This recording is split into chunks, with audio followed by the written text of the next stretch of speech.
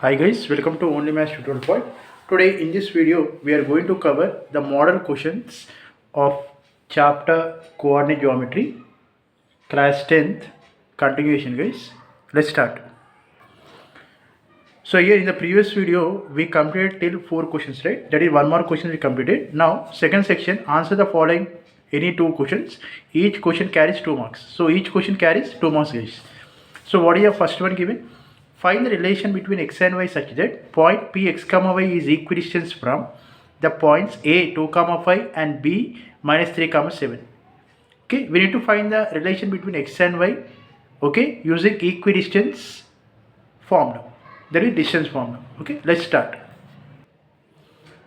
So given that, find a relation between x comma y such that point p x comma y is equidistant from the point a 2 comma 5 b minus 3 comma 7.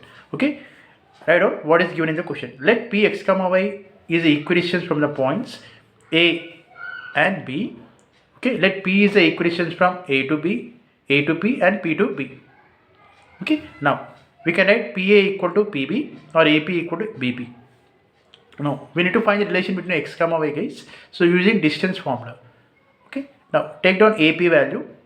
So take down these two values ap and using distance formula substitute the values and simplify. And similarly bp, take down bp values, substitute the values and simplify. Okay, we'll get terms in terms of root, right? So now, so we'll get ap and bp in terms of root. Yes or no? Now we need to squaring on both sides. So ap square equal to bp squared, because to eliminate a root we need to square on both sides. So simplify. We get in terms of x and y guys. So minus 10x plus 19y minus 29 equal to 0. Making minus common, we get 10x minus 19y plus 29 equal to 0. Therefore this is a relation between x comma y. I hope you understand this sum. Thank you for watching. Please subscribe to my channel for more videos and for more updates. Thank you.